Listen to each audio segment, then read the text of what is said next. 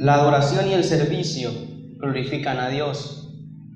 Hay muchas maneras de glorificarlo, de alabarlo, de exaltar su nombre, de agradecerle todo lo que ha hecho por nosotros. Pero los dos pilares fundamentales son la adoración y el servicio. La Biblia dice en Lucas 4:8, respondiendo Jesús le dijo: vete de mí, Satanás, porque escrito está: al Señor tu Dios adorarás y a Él solo servirás. Adoración y servicio, clave para resistir a Satanás, clave para destruir las artimañas y las maquinaciones que tiene el enemigo.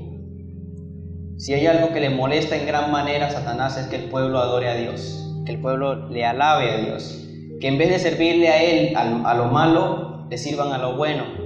Cuando hay alguna persona que tiene alguna actitud mala en contra suya y su respuesta es con una actitud buena, eso automáticamente derriba toda maquinación Satanás, porque ya no obra el mal, sino que obra el bien. Y siempre dice la Biblia: venced con el bien el mal.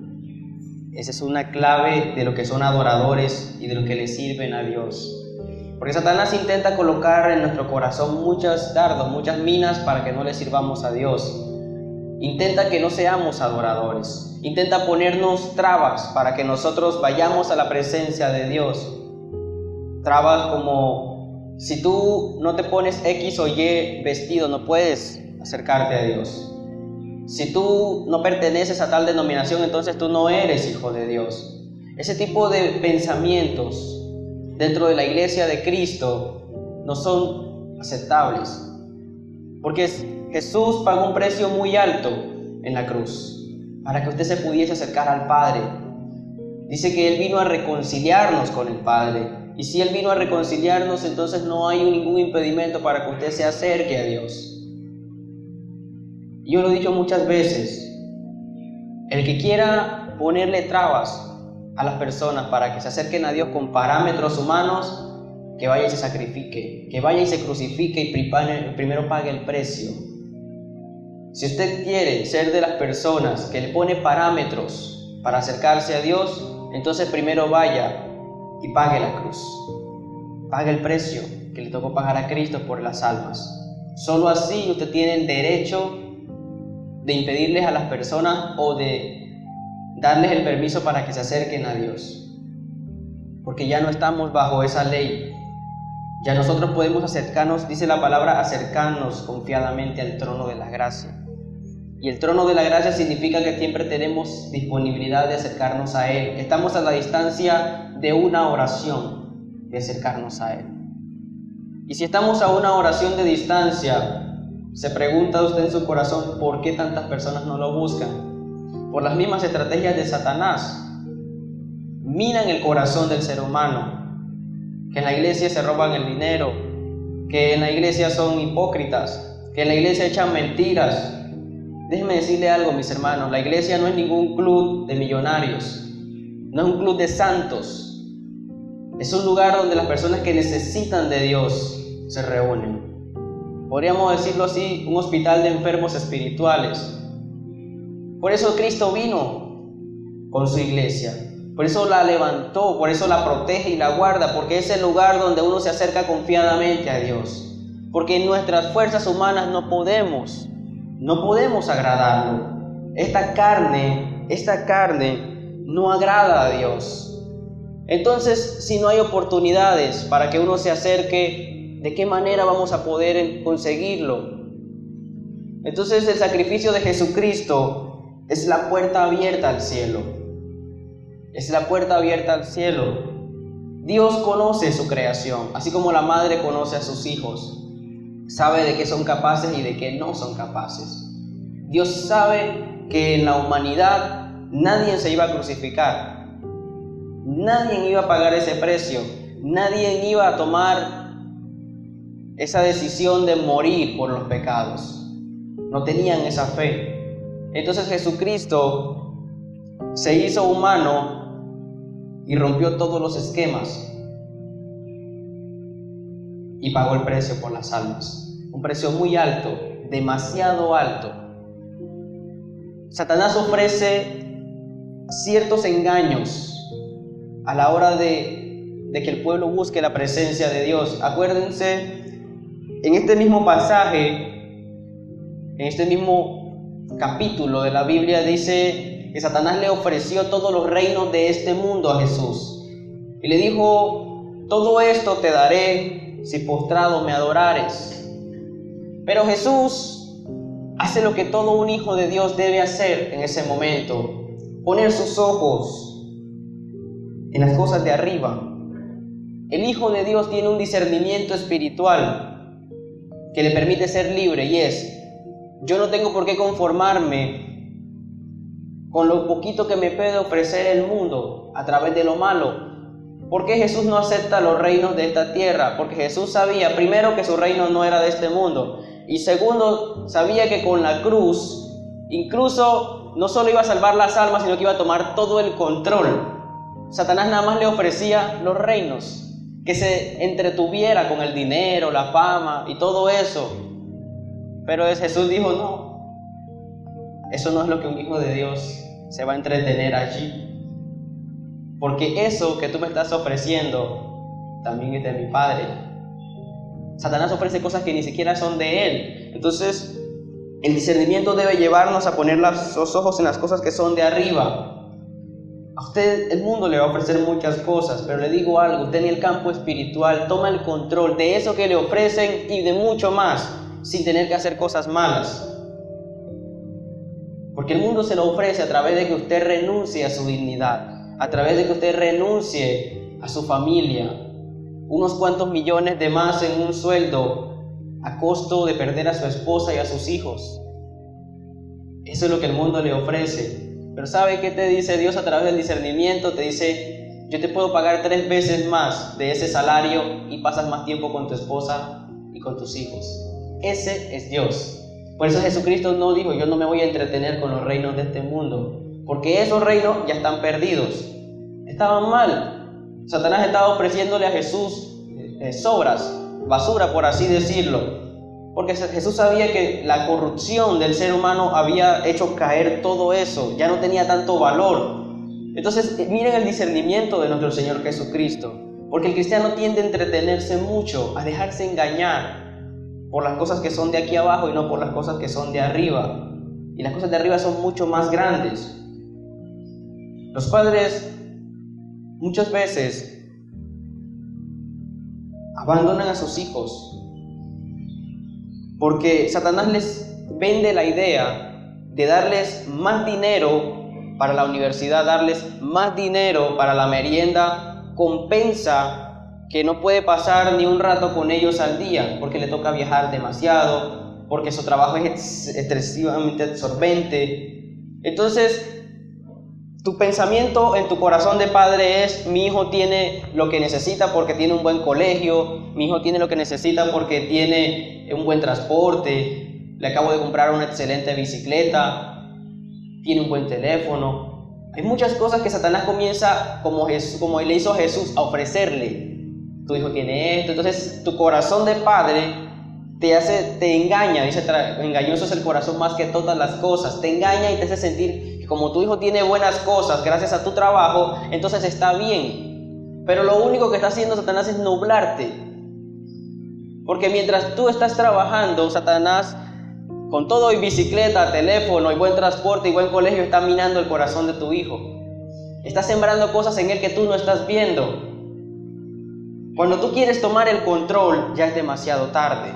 Entonces, es importante que nosotros no nos entretengamos con las cosas que son de abajo y busquemos mejor ser adoradores en espíritu y en verdad, adorarle y servirle. 2 pilares para que Satanás no pueda tocar su vida. Miren, Dios es celoso con los que le adoran. Dios es celoso con los que le sirven. Por eso dice la palabra: he aquí, hay de aquel que toque a uno de mis pequeñitos. Se hace una referencia a los que le sirven.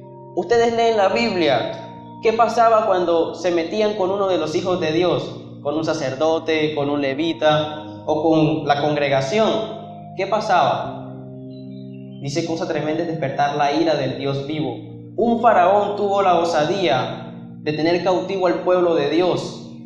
Y dice la palabra que el pueblo gemía, clamaba por libertad. ¿Y qué le pasó al faraón? Perdió a sus hijos, perdió mucho más que su ejército, porque acuérdense que en las plagas perdieron ganados, perdieron cultivos, o sea, perdió todo el imperio que tenía montado. ¿Por qué? Porque se metió con el equivocado. Entonces, si usted enfoca su corazón en adorar a Dios y en servirle, usted tiene una cobertura sobrenatural. Porque dice, caerán a tu derecha, caerán a tu izquierda y no te tocarán. Porque el poder de la autoridad de Dios es demasiado grande. Y mientras usted está sirviendo, ese poder está encendido, aunque usted no lo vea. Mientras usted está adorando, ese poder está encendido. Por eso los demonios huyen. ¿Por qué tembló la cárcel cuando Pablo comenzó a cantar? No era porque Pablo precisamente tenía la voz de Cristín de Clairo o de Miel San Marcos. No, de pronto hasta Pablo no sabía ni cantar. Pero ¿qué pasó en ese momento? Estaba adorando a Dios. Estaba renunciando a lo del mundo y estaba adorando a Dios. Entonces el poder de Dios se desató y tembló el lugar y fueron libres. Satanás lo que quiere es atarlo a usted. Lo quiere atar. Pero cuando usted adora, se hace libre. Por eso es muy peligroso el cristiano que es un adorador. Para Satanás eso es un peligro andante. Porque ese es el secreto. Ese es el secreto. Por eso pone tanta traba en que usted adore, pone tanta traba en que usted le sirva a Dios. ¿Sí? Por ejemplo, usted dice, Señor, yo quiero servirte en la iglesia. ¿Cómo? Bueno, yo hoy me comprometo, voy a hacer el aseo de la iglesia. Preciso ese día es donde más compromisos aparecen. Entonces, en tu corazón está cumplirle a Dios. Pero como uno se le apaga el discernimiento, se le nubla la vista y uno se entretiene tanto. Y eso fue lo que Jesús no quiso hacer, entretenerse. Entonces se entretiene y cuando vienes a ver le fallaste a Dios. No porque en tu corazón estaba fallarle, es porque te entretuviste. Satanás logró entretenerte. Entonces seguido viene el peso de la culpa por no haber hecho lo que le habías prometido al Señor. De esa manera Satanás impide que tú le sirvas y que tú le adores. Porque el peso de la culpa te hace sentir que ¿para qué adorar? ¿Para qué voy a cantarle a Dios si yo no puedo ni cumplirle un compromiso? Toda esa maquinación se siembra aquí, en el corazón. Y así Satanás usted lo va sacando poquito a poquito del propósito. Está en la iglesia, está cerca de las aguas, como estuvo el paralítico durante 38 años, pero no entra en ellas. Porque Satanás lo tiene ahí, sembrado. Por eso dice, solo al Señor tu Dios adorarás y a Él solo servirás. La batalla de la que yo les estoy hablando es contra nosotros mismos. Aquí yo no le estoy hablando de batallar contra Satanás, no. Usted tiene que batallar. Hoy la batalla es contra nosotros mismos. Ahora depende de nosotros apropiarnos de la victoria o querer seguir en derrota. Cristo ya ganó. La Biblia dice que somos más que vencedores en Cristo. O sea, en Él ya usted no tiene que ir a pelear batallas. Ya eso está ganado. Usted quería un esposo, ya eso está ganado. Pero ahora la batalla no es contra Satanás. No, porque es que esa batalla ya Cristo la ganó. Esto tiene que quedarnos claro al cristiano. No se trata de que usted se va todas las noches a hacer guerra espiritual en su cuarto por un esposo, por un matrimonio, por unas deudas. No. Eso no es lo que el cristiano tiene que hacer. Porque mientras usted está en una guerra espiritual con no sé cuántos demonios, Satanás está muerto de la risa sembrando cosas en su vida y no se ha dado cuenta. Te entretiene, pero no. Porque es que nosotros, ¿por qué vamos a pelear una batalla que ya fue ganada? Es gastar fuerzas innecesariamente. Entonces, ¿qué tenemos que hacer? Darle cobertura a nuestra vida, adorando a Dios y sirviendo a Dios. Por eso dice, espera en Dios. Esperar en Dios es adorarlo y es servirle. Solo eso. Y mientras usted hace eso, dice, las bendiciones te alcanzarán. Te alcanzarán. Porque no te entretienes. con las cosas del mundo. Dios quiere que experimentemos una victoria continua. No, Él no quiere que ganemos una y otra no, como el que juega dominó, que de 10 partidas gana una y 9 pierde. No, Dios quiere que la victoria sea continua. Dice de gloria en gloria y de poder en poder, dice la palabra del Señor. Entonces Dios no quiere ver personas que estén de los 8, 7 días de la semana, 2 en victoria y el resto postrado ahí, tratando de ver cómo se levantan. No, porque Dios no nos dejó ese legado. Dios no nos dejó ese legado. Dice que a los hijos de Dios, a los que aman a Dios, todo les ayuda para bien. O sea, hasta sus situaciones adversas le tienen que ayudar para bien. Hasta lo difícil de la semana le tiene que ayudar para bien. Lo que se le presenta de malo tiene que convertirse en una oportunidad para que Dios se glorifique en su vida. Por eso no tiene que ser una batalla o no tiene que ser una victoria de un solo día, sino todos los días usted tiene que vivir en victoria. Todos los días tiene que vivir en victoria. Y Satanás no quiere que usted sepa esto. Esto es un secreto que cuesta millones en el infierno. Y ustedes lo tienen gratis hoy. Él no quiere que adores a Dios. Él no quiere que le sirvas a Dios. Por eso les digo, el negocio de Satanás no es sacar a la gente de la iglesia. Es demasiado evidente. El negocio de Satanás es tener a las personas dentro, pero sin hacer nada, calentando banca. Como un amigo que conocemos muy bien, futbolista colombiano. Porque si usted se dedica en la vida cristiana a calentar banca, ¿saben qué se van a convertir sus dones? Ustedes lo van a llamar para que pruebe la silla de las nuevas iglesias.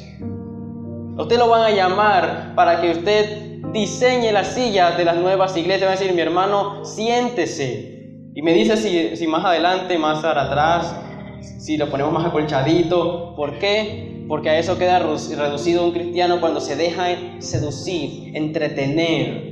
En cambio, no, nosotros vamos a levantarnos y vamos a adorar a Dios.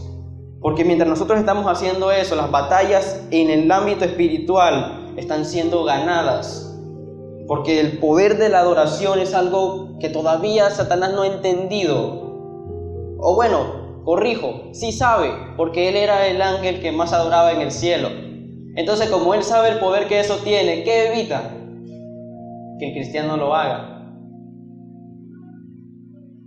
Evita que el cristiano lo haga porque él conoce muy bien lo que causa la adoración allá arriba. Entonces, usted se preguntará, bueno, pastor, ¿cómo puedo servirle y adorar a Dios? Se le tiene. Vamos a Juan capítulo 4, 23 y 24.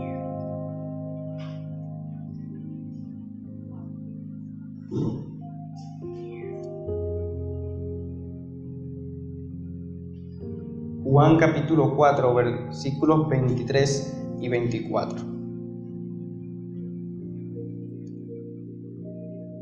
Y dice la palabra del Señor, mas la hora viene y ahora es cuando los verdaderos adoradores adorarán al Padre en espíritu y en verdad, porque también el Padre tales adoradores busca que le adoren.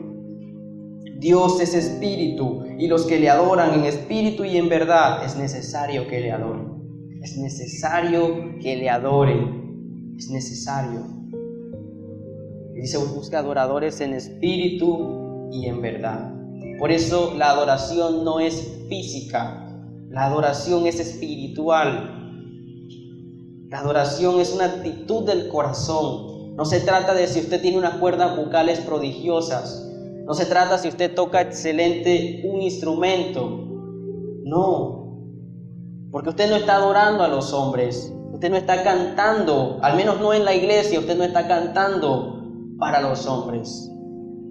Reconocemos que hay muchas personas que son adoradores y casi que andan con una bolsita de maíz en el bolsillo. Ya los que entienden a qué me refiero. Hay otros que tienen una excelente preparación profesional para música y no son adoradores.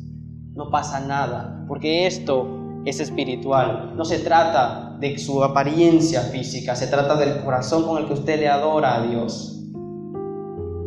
Y les voy a poner un paralelo sencillo que está en la palabra, y es lo que sucedió con Saúl y lo que sucedió con David. ¿Quién era Saúl? El rey. ¿Cómo vestía Saúl? Con las mejores vestiduras. Tenía la mejor habitación. Pero en ese tiempo no había aire acondicionado, pero me imagino que tenía los mejores abanicos naturales que habían. O sea, el rey vivía de lo mejor. ¿Y saben qué pasaba? No vivía en paz. David era un chico humilde. Tal vez no vivía en la mejor casa. Tal vez no tenía las mejores vestiduras. Tal vez sus sandalias no eran de la mejor marca. Pero ¿saben qué pasaba cuando David tocaba el arpa? Dice que los demonios que estaban en Saúl huían. ¿Pero por qué pasaba esto en David? Porque David tenía un corazón conforme al de Dios, es decir, un corazón alineado con la voluntad de Dios. Por eso cuando él tocaba el instrumento, los demonios huían, porque el poder realmente está en la adoración, en el espíritu. A lo que el demonio le huye es al espíritu. Y vuelvo y se las pongo más sencilla. Jesús caminaba y todavía Jesús no había ni siquiera llegado al lugar y ya los demonios estaban clamando por misericordia. Todavía Jesús no había abierto su boca y ya el demonio estaba desde lejos diciendo: Jesús, hijo de David, ¿qué tienes? Todavía no ha llegado la hora, le decían, comenzaban a pedir misericordia. ¿Pero por qué pasa esto? Porque hay un ámbito espiritual que usted no ve con sus ojos naturales, pero que el demonio sí ve en lo espiritual. Entonces, si usted es un adorador, el demonio lo conoce. Miren, cuando los discípulos comenzaron a llevar la palabra de Dios, hubieron muchos que quisieron imitarlos, que querían hacer lo mismo sin hacer el área espiritual. ¿Se acuerdan que había un grupito de personas que estaban intentando echar fuera a un demonio? ¿Y qué les dijo el demonio? Yo conozco a Pablo, yo conozco a ese Jesús, a ustedes yo no los conozco. Se refería al ámbito espiritual. Les dijo: ustedes espiritualmente están mal. ¿Por qué conocían a Pablo? No se refería a que ellos tenían una amistad íntima con Pablo. ¿A quién conocían? Al Pablo que oraba, al Pablo que ayunaba, al Pablo que ministraba. A ese Pablo conocían, por eso sabían muy bien quién era. Usted tiene que ganarse una identidad en el mundo espiritual, no en el natural. Porque lo que va a provocar las bendiciones en el mundo natural es lo que usted logre en el espiritual. Si usted quiere que su esposo sea un príncipe, usted tiene que batallar eso, pero es en lo espiritual. En lo espiritual. No es en lo natural. En lo natural usted cae en la cantaleta y eso no transforma a nadie. Pero en lo espiritual usted va directo al corazón. Entonces allí no hay nada que hacer. Se doblan las rodillas. Y les voy a poner otro ejemplo que a mí me gusta. A mí me gusta mucho trabajar con ejemplos. ¿Se acuerdan de Ruth? ¿Qué estaba haciendo Ruth cuando el Señor le envió a su esposo? ¿Estaba publicando en Facebook? No. ¿Estaba publicando en Instagram? No. Estaba recogiendo. Solo eso. Y dice que el hombre la vio de lejos y le llamó la atención. Ni siquiera ella se había acercado a él. Entonces, ¿qué batalla había ganado ella? En lo espiritual. Porque unos cuantos tiempitos antes, ¿qué le dijo a su suegra? Tu Dios será mi Dios. Donde tú vayas, yo iré. Esa batalla la acababa de ganar en lo espiritual. Por eso las puertas se abrieron. Por eso ella resistió a Satanás siendo una adoradora y sirviéndole a Dios. ¿Cómo le servía a Dios? Le servía a su suegra. Como su suegra no podía trabajar ya con las mismas fuerzas, ella era la que iba y buscaba el alimento. Estaba sirviéndole a Dios. Y sirviéndole a Dios se encontró con su esposo. No tuvo que hacer nada. Entonces miren que Satanás le nubla a usted los secretos. Se los nubla porque a él le gusta verlo a usted trabajar más. ¿Qué estaba haciendo Isaac cuando llegó su esposa? Él no fue el que la fue a buscar. Se la mandaron a buscar. Se la mandaron a buscar. Dios tiene una cantidad de ángeles a su servicio para mandarle a buscar las cosas que usted necesita. Mientras usted está con la escoba en Arimatea, el Señor tiene ángeles trabajando por lo suyo. Mientras usted se deleita adorando en un domingo, hay ángeles que están trabajando por sus cosas. Usted no los ve, pero están trabajando. Entonces usted no tiene que esforzarse demasiado. Tenemos que liberar la mente, porque esas son las estrategias. Entonces Dios busca, primero, verdaderos adoradores. Segundo, Dios busca obreros para la mies. La mies es mucha y los obreros somos muy pocos. Muy pocos. ¿Para qué Dios nos libertó? ¿Para qué Dios sacó al pueblo de Israel de Egipto? ¿Para que fueran a adorar al desierto? Para que adoraran y le sirvieran. Para eso los hizo libres. Como no lo hicieron, ¿qué pasó? Más adelante volvieron a caer cautivos. Porque es que el Señor se toma el trabajo de libertarlo a usted, pero usted no se protege, sino que queda otra vez a la deriva, vulnerable, y otra vez viene otro y se aprovecha de usted. Porque tiene sus defensas como abajo. Abajo. Entonces, miren, si cuando a usted le cuesta algo, si a usted le cuesta un terreno, usted lo cuida. Si a usted le cuesta su casa, usted la cuida. Así también debe hacer con cualquier cosa que usted tiene, su esposo, su esposa, sus hijos. Te cuida de él. Si usted sabe que Dios le regaló un buen esposo, una buena esposa, una buena familia, un buen ministerio, un buen llamado, tiene que cuidarlo. Porque si no, queda a la deriva y viene otra vez el enemigo y lo cautiva, lo vuelve a engañar. Nosotros tenemos que responder a los llamados que Dios hace. Somos liberados para adorar y para exaltar el nombre de Dios. Muchos no entienden esto. Es una palabra muy difícil de entender para los que no son espirituales, pero es un secreto. Miren, es tan sencillo que por eso le cuesta a la humanidad creerlo, porque están acostumbrados a la esclavitud, al trabajo duro, al trabajo arduo. Están acostumbrados a que si no le sudó la frente, entonces no vale la pena, pero las cosas con Dios no son así. Las cosas con Dios no son así. Usted no tiene que perder las cosas que usted quiere por ganarse un poquito más de dinero. Esa no es la vida de un cristiano. Pues dice la Biblia que las bendiciones de Dios enriquecen, pero ¿qué dice después? No añaden tristeza con ella. Dios no le va a colocar a usted una bendición que en vez de hacerlo feliz lo va a hacer llorar. Eso no tiene lógica. ¿Para qué le regala a usted la bicicleta a su hijo? ¿Para que se ponga a llorar mientras la monta? ¿O para verlo cómo sonríe, cómo se la muestra a sus amigos? Entonces, Dios a usted no le va a colocar las cosas para verlo con el yugo puesto sobre la cabeza, porque sería menospreciar el sacrificio de Cristo. Si el Dios le coloca cargas otra vez al pueblo, es como si la obra de la cruz hubiese quedado inconclusa. Pero no es eso, sino es libertad lo que Cristo quiere para nosotros. Es libertad, y si usted se mete eso en su corazón, usted comienza a cambiar la manera de hacer las cosas. La mente es transformada gracias a que la palabra de Dios y las promesas nos liberan. Nos liberan. Si usted conoce las promesas, usted es libre. Usted puede con toda seguridad decir: mi trabajo no va a ser igual al de todo el mundo, porque las promesas que están en este libro me cobijan. Mi situación no tiene por qué ser la del montón, porque yo he sido llamado a ser libre. A ser libre. Miren, con Dios uno tiene todo un universo a su disposición, mientras que en el mundo tiene ciertas limitaciones. Miren, vivimos como hermanos en la iglesia y dice todo lo tenemos en común.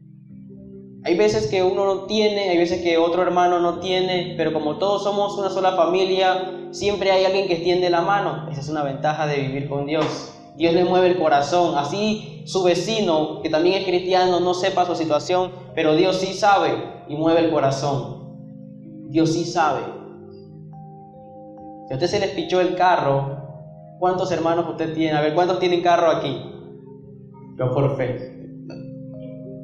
Si usted se quedó varado en su vehículo, tiene más hermanos que lo pueden socorrer en ese momento. Si usted no entiende algo o tiene una necesidad de oración, tiene muchos hermanos que lo pueden socorrer. Y lo van a hacer con amor. Esa es la libertad a la que Cristo nos ha llamado. Esa es la libertad. Y a usted no le van a cobrar los favores. Su hermano no le va a cobrar por llevarlo un día al aeropuerto. Su hermano no le va a cobrar por orar.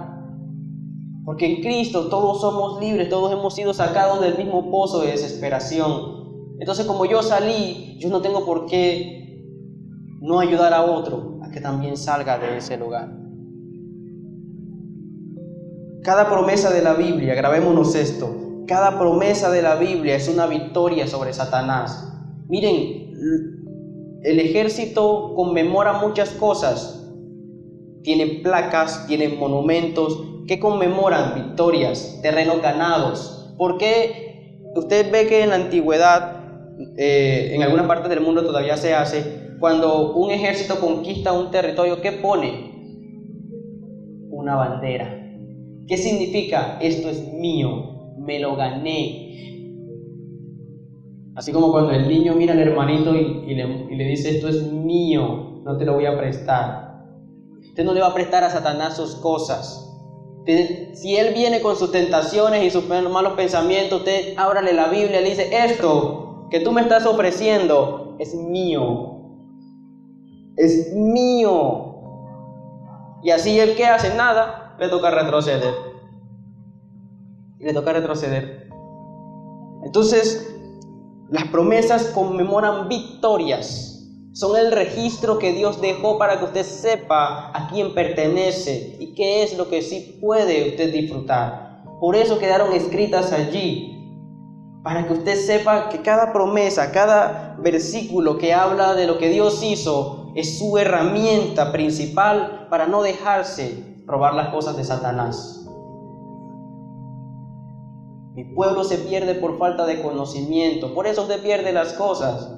Por eso le meten goles. Usted termina pagando, como el chiste de los 40,000 barritas, termina pagando mucho más por las cosas en el mundo, por no conocer lo que Dios tiene para su vida. Usted paga costosos tratamientos médicos y solo con la oración y la fe usted puede ser sano y no tiene que salir ni siquiera de su casa.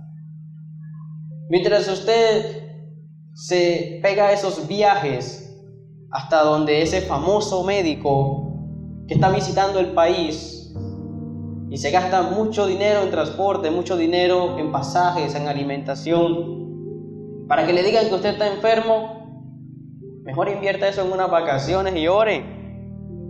Váyase para Dubái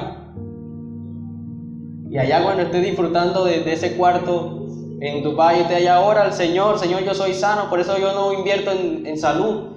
¿Para qué voy a gastarme yo en costosos tratamientos? Yo mejor invierto en mi tranquilidad.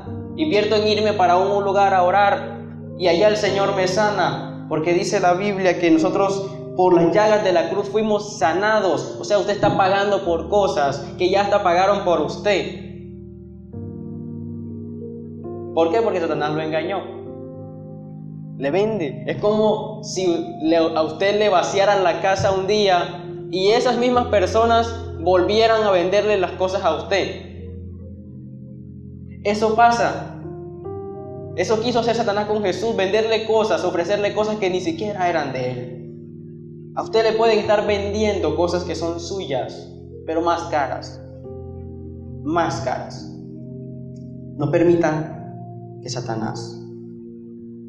Y les dejo dice, mantenga diariamente la armadura. Dice, la armadura de Dios son los principios bíblicos claves para que el cristiano se mantenga firme ante las acechanzas del enemigo. Esa es la manera en que usted va a mantener firmeza, la armadura de Dios, la de Dios. No es que usted ahora va a comprar un camuflado, botas, casco. No, es la armadura de Dios la que lo va a mantener a usted firme y no se va a dejar a usted llevar las cosas. Porque la armadura le da a usted autoridad en lo espiritual, que es donde más fugas de bendición hay. Como las fugas que en algunos hogares, en algunas casas, las tuberías que son muy viejas comienzan a fugar, pero como están dentro de la pared, no se ven hasta cuándo ya hicieron un daño muy grande en la estructura. Entonces, las fugas espirituales no son tan fáciles de detectar, sino hasta que usted está demasiado en los rines, espiritualmente hablando. Por eso es tan peligroso y por eso dice que debemos mantenernos firmes en la armadura, para que Dios con el discernimiento espiritual nos muestre.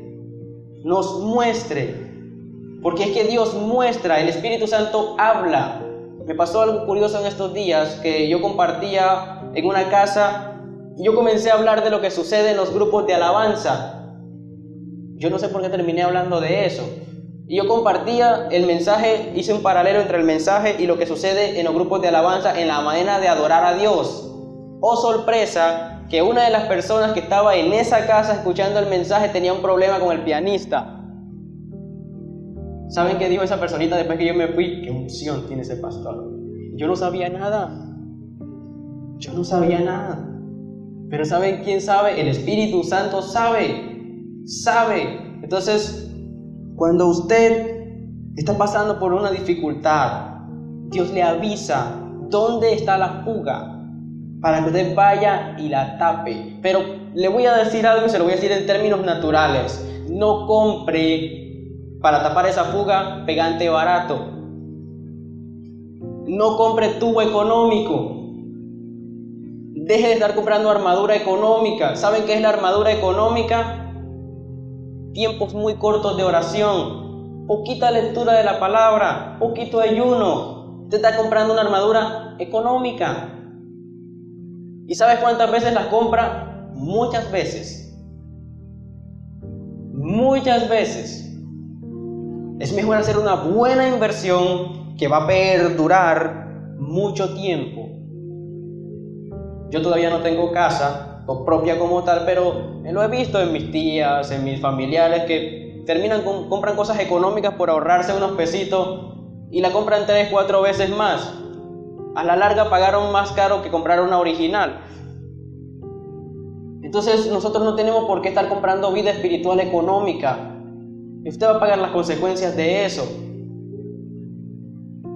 Satanás no se detiene ante una armadura económica, jamás. Eso es demasiado fácil, eso es como un juego de niños para él.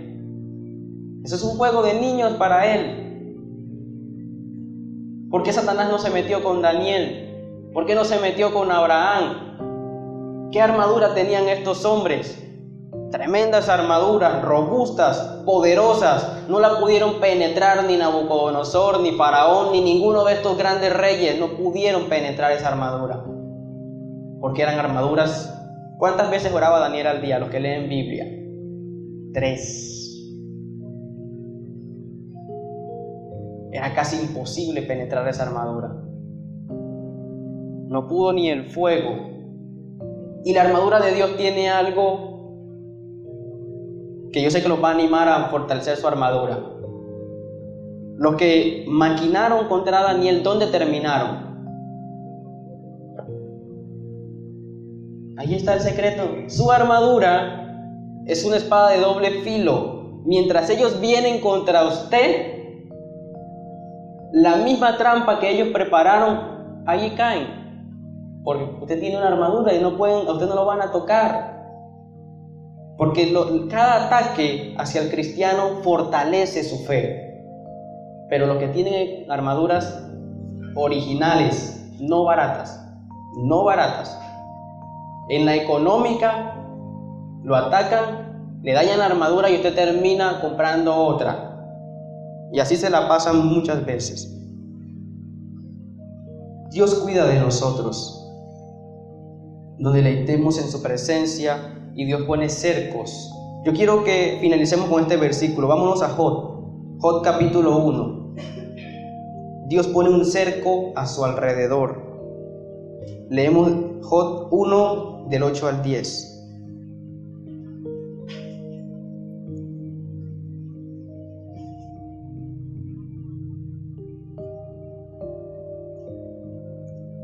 Y dijo Jehová a Satanás: ¿no has considerado a mi siervo Job, que no hay otro como él en la tierra, varón perfecto, recto, temeroso de Dios y apartado del mal? Y dice, respondiendo Satanás a Jehová, dijo: ¿acaso teme Jehová a Dios de balde? Entonces Satanás estaba intentando vulnerar lo que Dios había hecho en Job. Y dice: no le has cercado alrededor a él y a su casa y a todo lo que tiene, al trabajo de sus manos has dado bendición, por tanto sus bienes han aumentado sobre la tierra. ¿Qué estaba viendo Satanás? ¿Qué había en Job? Una armadura, un cerco de Dios. Satanás sabía muy bien que con Job no se podía meter. ¿Por qué fue a pedirle permiso a Dios? Porque Satanás llegó donde Job y ¿qué encontró? Mira lo que dice acá. Leamos de nuevo. Dice: no le has cercado alrededor a él y a su casa y a todo lo que tiene, a todo lo que tiene. Dice: al trabajo de sus manos has dado bendición, por tanto sus bienes han aumentado sobre la tierra. Job era en ese momento intocable. Intocable. Y no lo está diciendo un demonio cualquiera, lo está diciendo el mismo Satanás, el papá de los pollitos en lo malo, por así decirlo. Porque que un soldado no pueda hacer algo, puede pasar por el desapercibido, pero que un general doblegue sus rodillas, eso es tremendo. Que un general se humille ante su adversario, eso es tremendo. Eso es tremendo. Yo por eso les digo, el cerco que Dios coloca sobre su vida, gracias a la adoración y al servicio, es un cerco que nadie puede penetrar. Nadie puede penetrar. De eso estoy totalmente seguro. Así que a partir de hoy vamos a adorarlo con un corazón sincero, pero también vamos a servirle. Hay muchas maneras de servir a Dios. Muchas maneras. Pregúntele usted en la intimidad: Señor, ¿de qué manera puedo yo servirte? Yo tengo dones y tengo talentos que tú me regalaste. Muéstrame en qué área puedo servir. La iglesia no tiene desempleo. En la iglesia no hay desempleados. Todos tienen un lugar en el cual pueden poner su granito de arena. Todos.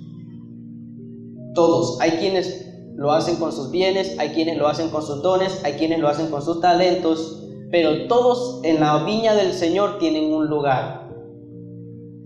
Si usted comparte su casa para que allí se predique la palabra, eso es servirle a Dios. Si usted tiene un carro, una bicicleta, una moto y eso lleva a alguien a la iglesia, o lleva al pastor, o va a compartirle la palabra a alguien, eso es servirle a Dios. Si usted tiene, pastor, hace años tengo unas 5 sillas ahí, las compré porque supuestamente iba a montar un negocio y nunca hice nada. Están ahí polvadas, yo las quiero regalar para la iglesia.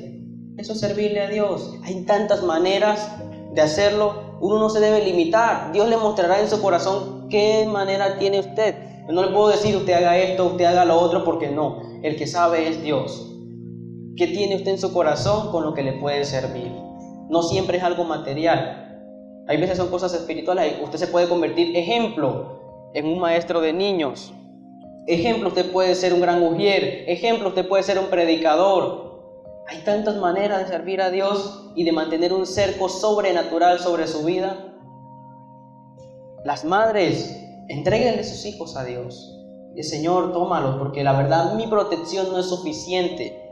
Él necesita algo más. Entrégueselos al Señor. Y usted puede un día llevarse la sorpresa de que su hijo esté parado en un lugar como este, predicando la palabra de Dios. Pero eso lo va a hacer el Señor, no lo va a hacer usted. Usted solamente va a hacer un cerco natural y Dios va a hacer un cerco espiritual. Pero que sus hijos le sirvan a Dios es el mejor cerco que pueden tener. Que sus hijos hagan ofrenda para el Señor es la mejor protección para sus vidas. Nadie va a poder penetrar eso. Ellos van a marcar la diferencia en todo. Cuando Daniel terminó su primer ayuno, ¿cuántas veces dijo la Biblia que eran más inteligentes y mejores? 10. Daniel y sus amigos eran 10 veces mejores. 10. Miren cómo se multiplica la bendición de Dios en su vida. 10. Si usted quiere que su hijo sea 10 en todo, deje que Dios haga la obra. Deje que Él haga la obra, porque como Él es perfecto, el 10, perfección. Pero nuestra obra no es perfecta porque somos humanos. Entonces nosotros llegaremos al 6, a 7, ahí 8, batallando de pronto a 9, y ahí. Pero Dios es perfecto. Entonces yo les quería dejar esa inquietud. Dios Padre, Hijo y Espíritu Santo nos bendiga y nos permita servirle con un corazón adorador. Le voy a regalar una invitación, la hice también la vez pasada. Si usted siente que no está disfrutando de toda esta libertad, si usted siente que no está viviendo esta vida abundante y cercada, usted dice: pastor, yo siento que mi vida no está cercada, yo siento que el enemigo me respira en el cuello. Si usted siente que hay una fuga en su casa, en su vida espiritual o en su vida ministerial, yo lo invito a que usted se inscriba. Uno de nuestros sugieres para tener una hoja. Usted inscríbase para hacer una cita para nosotros orar por su vida, para nosotros ir. Dueño del cielo y mar, sobrenatural, sobrenatural, sobrenatural.